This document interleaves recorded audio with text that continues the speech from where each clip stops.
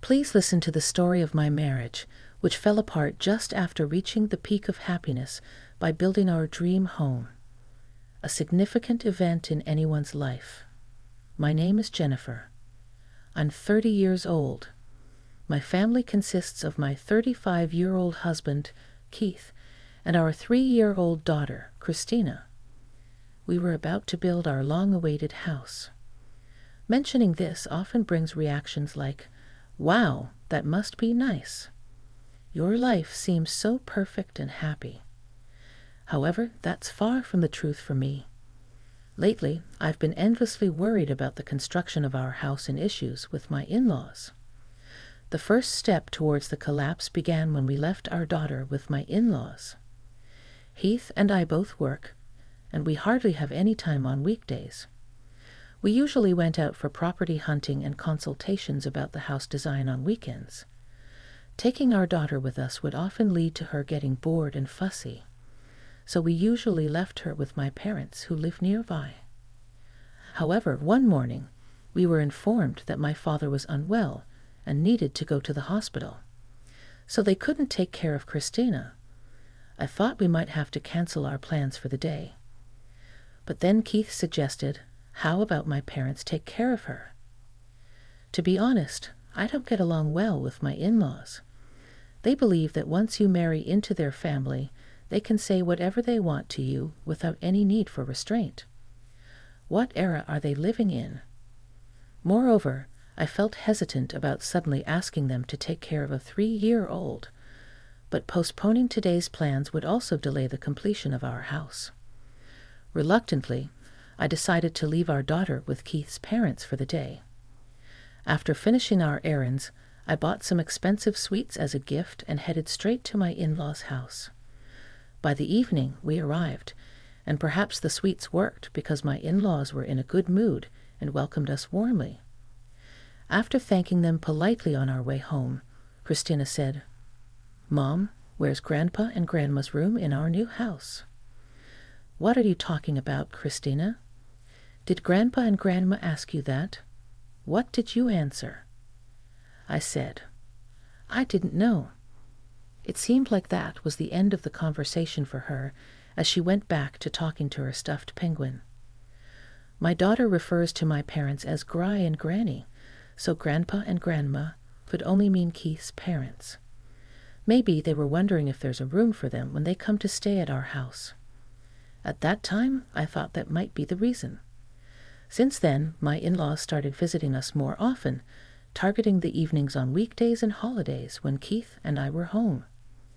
Currently, we live in a small, somewhat old rented apartment to save money for our house. Whenever my in-laws visit, they immediately make themselves comfortable in our dining or living area and start asking to see the plans for our house under construction. Before I can object, Keith happily shows them the plans and begins explaining. Why does he have to show them every time? It's already frustrating enough that they come over so often. Then my mother-in-law bombards us with questions, as if she's at a parliamentary question time, and it's me, not Keith, who has to face these questions. It feels like there's a speaker somewhere calling out. "Mother-in-law, looking at this blueprint, the kitchen's location seems impractical. Please change it. There are too few guest rooms. Add more." Everyone finds guest rooms comforting as they age. Also, having only one kid's room won't be enough if you have another child. What are your thoughts on combating the declining birth rate? I'm sorry, that last part was a lie. Thankfully, I haven't been grilled about measures against the declining birth rate. Now it seems it's my turn to answer, Jennifer. Based on a mutual agreement and proper procedures, we've already consulted with the contractor and started the foundation work. It's no longer possible to change the layout, so please understand. I responded with slight anger. This led to more probing questions about furniture and appliances. My mother-in-law claims to be a professional when it comes to houses. As someone with many friends, I've visited various homes and thoroughly observed different rooms. I can easily tell a comfortable room with good furniture. This house, This room is just wrong. It will drain your luck, and work won't go well. Terrible to claim to be a professional yet so critical. My mother-in-law was so insistent that half-jokingly, I started to say, "Then how about we make it a duplex and split the costs?" Just kidding, but my parents-in-law were furious. "Are you asking your parents for money, you ungrateful child? A duplex? I hate such formal and lonely arrangements." That day, my parents-in-law left early. Good riddance. They're not even like parents to me, so why should I owe them any filial piety? Later that night, after putting our daughter to bed, Keith spoke to me in an irritated tone. "My parents are just trying to help with their advice, so don't be so cold." Cold? I don't intend to be, but aren't your parents the ones being rude? They're always so critical about our house. It's like they're looking down on me because I'm your wife. They're my parents, so it's natural. It's rude to dismiss their advice like that. You're heartless. Cool off and think about what you've done. After that, Keith turned away and refused to speak further. Sure, they're his parents, but we're a separate family, and we haven't received any financial help from my in-laws. It's disrespectful to have a say without contributing financially. Keith told me to cool off, but I was too upset by the unreasonable demands to fall asleep that night. Eventually, our house was completed, and our family excitedly moved in. But then Keith said something shocking. "From today, my parents will live with us. The larger room on the second floor will be for my dad and the smaller one for my mom." Wait, what are you saying out of the blue? We decided to make one of the rooms on the second floor Christina's room. I never agreed to live together, and your parents might say they don't like the rooms, as usual. They won't. They've already seen the rooms, so no worries. Your parents have seen the rooms when the day before we had the house viewing. Yeah, they wanted to see it, so I lent them the keys I had. It's fine, just looking doesn't hurt anything. Keith, seemingly annoyed that the conversation had dragged on, went back to his unfinished task of setting up the TV. Just looking doesn't hurt anything. No, something to get lost just now, and quite significantly. I didn't want to see Keith's face, so I left the unpacking in the kitchen as it was and went upstairs. I locked the door and tried to organize my thoughts swirling with confusion and anger. I was grateful that Christina was at daycare because of the unpacking. It gave me a moment to be alone and think. Heath's sudden declaration of living together had completely exhausted my patience with him and my in-laws. I couldn't stand another second with them, but we had just made a huge commitment by buying a house together. I needed to think calmly and carefully to distinguish between what should and shouldn't be said for the sake of my and my daughter's future. Locked in my room, I deeply reflected on the situation, waiting for my in-laws to arrive. As Keith had said, my in-laws arrived in the afternoon with a truck loaded with moving boxes. At least come out to greet us. You lack basic manners. Oh, it's not even close to being unpacked. How slow can you be? After complaining for a while, they entered our new house as if it were the most natural thing. Listening from the second floor, I went down to the entrance. "Father, Mother, I wasn't informed about living together with you two." My opening remark came out colder than I expected. Did my father-in-law, seemingly irritated by my tone, quickly started to blame me? I told Keith that should be enough. "No, it's a problem. I only heard about your intention to live with us this morning from Keith, and I have no desire to live with such disrespectful people." "What did you say?" He agreed. "You, a mere wife, think you can defy your husband." "Exactly, such a presumptuous wife." "If you don't like it, why don't you leave?" "Jennifer, this is hopeless. I've always thought this, but our ways of thinking are too different, making conversation impossible." While I was silently contemplating my response, Keith rushed over in a panic. "What are you doing, Jennifer? Don't start a fight with my parents." "A fight? This is hardly equal. I'm being unilaterally berated simply because I'm his wife, and now my husband is blaming me again. This makes me realize once more that he and his parents are the same." "Keith, I can't live with your parents." "What do you mean you can't?" "Don't make things difficult for me. As my wife, you're supposed to obey me, aren't you?" "I am a person before I'm your wife. Do you think you can force me to obey against my will?" Hearing our exchange, my father-in-law yelled, "We don't need a wife like her in our family." Keith agreed with him, saying, "Maybe you're right. A wife who can't cherish my parents might as well get a divorce." Just what I was waiting for. "All right then, let's get a divorce." I say it clearly, a husband suggesting divorce and a wife agreeing to it.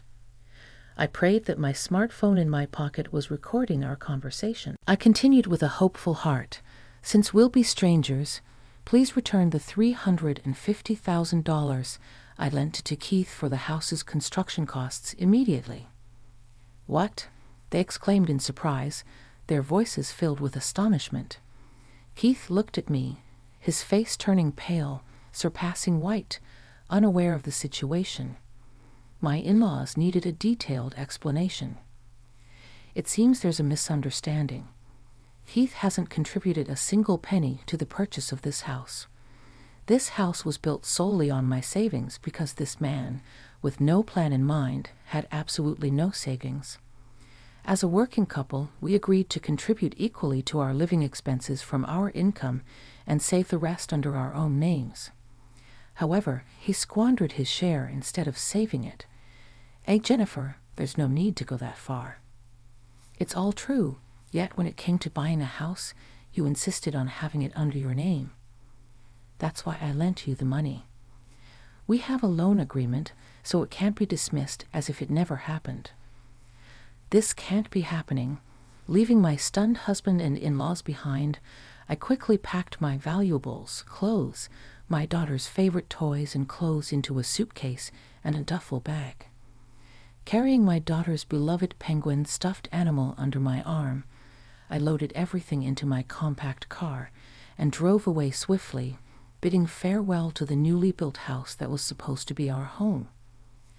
Then I went to pick up my daughter from daycare and headed to my parents' house. They were quite surprised to see me suddenly appear at their doorstep in casual clothes, carrying loads of luggage. "I know it's sudden, and it can bother. I can go to a hotel." Hesitantly, my parents quickly stopped me from leaving. I later found out that at that moment, my parents were worried I might do something drastic with my daughter. In reality, it was the opposite. I had sworn to protect her at all costs. I explained the situation to my parents, including my desire to divorce my worthless husband and to take full custody of my daughter Christina. My parents promised their full support and suggested that I stay with them for a while. This offer was a huge relief to me. As I was working that night, I compiled everything that had happened between me, my husband, and my in-laws into a document. I also backed up the audio recordings of our conversations from my phone to my computer and an external media device. With these documents in hand, I visited several law offices using my vacation days and weekends until I found a trustworthy lawyer to formally take on my case. A week flew by since I left my new home, and on that day, after finishing work, I found someone waiting for me outside my company. It was Keith, though I'd prefer to call him my ex-husband. We were technically still married. I was afraid of what he might do in a fit of rage, so I chose a public place, a cafe, to talk. I also didn't forget to turn on the recording feature on my smartphone. I asked him calmly, "Is there something you wanted to talk about?" "Yeah, it's about the house. I'm going to transfer it to you, Jennifer. Can we call it even with the money then?" "Sorry, but I can't bring myself to live in that house anymore. Your parents were there before us, right?" "Why does that little detail matter?" "It matters to me, so it's impossible. After saying this and taking a sip of coffee, I looked closely at my soon-to-be ex-husband. His hair was messy, with strands sticking out. He had a stubble beard, and his complexion was far from good. He was wearing a suit, but his shirt was wrinkled, showing he hadn't bothered with ironing or dry cleaning. I couldn't help but think how worn out he looked, regardless of how he had been living. "Please, Jennifer, I can't pay back such a large sum of money easily. You knew it was a large amount when you borrowed it, right? I even suggested that the house could be under both of our names or just mine, but you insisted it had to be your house under your name. I thought I would be the homeowner. I didn't mean the divorce threat seriously. Why are you taking it so seriously? I am serious. I've had enough, and I will definitely divorce you. It's not just about not having any prospects. I can't imagine living with such rude parents. So what now? Christina is waiting. So if we're done here, I need to go. Wait, I will take Christina." His words sent a chill through me. When I got home, I asked my parents to be vigilant to prevent Christina from being forcibly taken away. A few days after Keith's visit, the daycare informed me that people resembling my in-laws had come by. I left work early and hurried to the daycare. Thankfully, because I had informed the daycare in advance, my in-laws were waiting in a separate room, and they hadn't let them see Christina. As I entered the room, my father-in-law immediately started yelling at me, "Give back our granddaughter, you thief." "Thief? What do you mean? I haven't stolen anything. If not a thief, then a scam artist. You must have earned that money through shady means. There's no way someone your age could have that much money. Otherwise? No, the money I lent to Keith was all mine, earned fair and square. It was my savings, contributions from my parents, and a part of it was from a gift given by my grandmother while she was still alive." "A gift?" "Yes, every year they would transfer an amount that wouldn't incur gift tax into my account. That total, along with the money from selling my stocks and my savings, is the amount I had. I had no idea it was really Jennifer's money. Didn't you ever consider giving Keith a living gift? It's still possible to do so now." My father-in-law groaned and fell silent. My in-laws were fond of luxury and pretense, loving extravagance above all else. Being an average salaryman's family without any passive income, it's unlikely they had much savings. The concept of living gifting probably never crossed their minds. "I'm sorry, but I will be divorcing Keith. I will take Christina and raise her. Please do not come to the daycare anymore.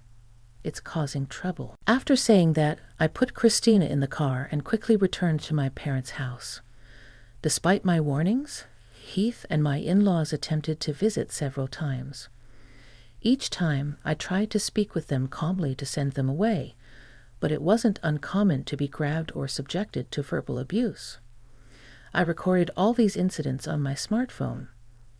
About a month after leaving the new house, I sent a letter through my lawyer demanding repayment of the debt and agreeing to divorce Keith. He largely agreed but showed a willingness to fight over custody. However, when I mentioned pursuing compensation if we went to court, he backed down significantly. After all, I had plenty of evidence and they had no savings to pay.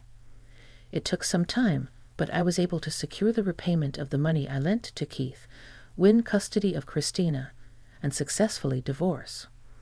The repayment from Keith took longer than expected because the sale of the new house didn't go as planned. Initially, I thought Keith and his parents would live there together, but they didn't. The reason was simple. Neither Keith nor his parents could afford the $350,000 purchase price. Keith had no savings, and even if his parents sold their old house, it wouldn't cover the amount. Eventually, the new house was listed for less than the purchase price, and after several price reductions, finally sold. The difference in price and the selling fees were covered by Keith borrowing from a bank. Losing the house and saddled with debt, Keith ended up living with his parents in their dilapidated house. To make matters worse, Keith's sister returned home with her 2 sons, a middle schooler and a high schooler. The cramped, rundown house was now filled with 6 adults, and their constant bickering became notorious in the neighborhood. From that point on, they no longer interfered with us. Given their inability to pay proper child support, they probably had no face to show. Years have passed since then, and Christina is now in the 2nd grade. We're living in a rented apartment near my parents' house. On days when I return home late, my parents look after her. Despite the challenges, we're living happily together. Although I thought I'd remain single, I've started dating a 36-year-old man with a 1st-grade daughter and a history of divorce. We met during daycare drop-offs and pickups, and he confessed his feelings for me. Recently, we've been going out as a family of 4. One day, Christina casually mentioned if we ever build a house, it would be nice if all 4 of us had our own rooms and we could have a dog. Those words touched my heart because the man had recently proposed to me. I've asked him to wait for my answer, considering our daughters, but my mind is made up. I approached Christina, hugged her small back, and said yes, we should build a house again. This time, we'll plan it as a family, making sure it's a home